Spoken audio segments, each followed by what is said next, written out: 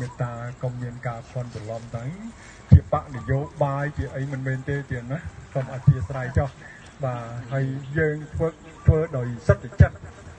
លះបង់ពីកម្លាំងកាយចិត្តទ្របធន់ខ្លួនឯងមានបន្តិចបន្តួចសុខចិត្តយកនៅចំណែកនេះ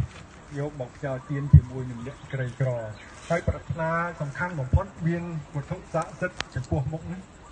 ជាតិណាសូមកុំអោយយើងជួបប្រទះនៅសេចក្តីទុក្ខលំបាកដូចជាតិនេះទៀតបាទតែប៉ុណ្្នឹងទេទៀតបាទចឹងខ្ញុំបាទសូមអរគុណច្រើនបាទសូមអរគុណហើយសូមឲ្យលោកស្រីនាយកប្រធានគាត់មានប្រសាសន៍បន្តិចជួយបាទដើម្បី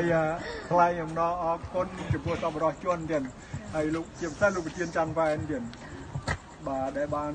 ចំណាយថវិកាតិចទៅណាដើម្បីបន្តនេះខ្ញុំមានអីវែងឆ្ងាយគាត់ថាសូមថ្លែងអំណរគុណទៅដល់សប្បុរសជនទាំងអស់ដែលបានជួយមកទាំងក្នុងប្រទេសក្រៅប្រទេសក្តីទោះតិចក្តីច្រើនក្តីក៏ជាសទ្ធាដល់ជ្រះថ្លាចាដើម្បីជាសន្សំបន់កសលរួមគ្នាទាំងអស់គ្នាទៅសូមឲ្យជួបតែនឹងសេចក្តីសុខសេចក្តីចម្រើនជោគជ័យគ្រប់ការងារទាំងអស់គ្រប់គ្នាចាបាទអរគុណបាទសាធុបាទបើសិនណាជាសប្បុរសជនលោកបានឮហើយបាទនៅសេចក្តីថ្លែងអំណរអរគុណរបស់យើងទាំងឡាយហើយនឹងលោកយាយលោកតានៅទីនេះទាំងឡាយនោះសូមលោកជួបប្រទះនៅពុទ្ធពរទាំងឡាយ4ប្រការគឺអាយុវណ្ណៈសុខៈពលៈកំបីគ្លៀងគ្លាតឡើយបាទសូមអរគុណយើងបាទ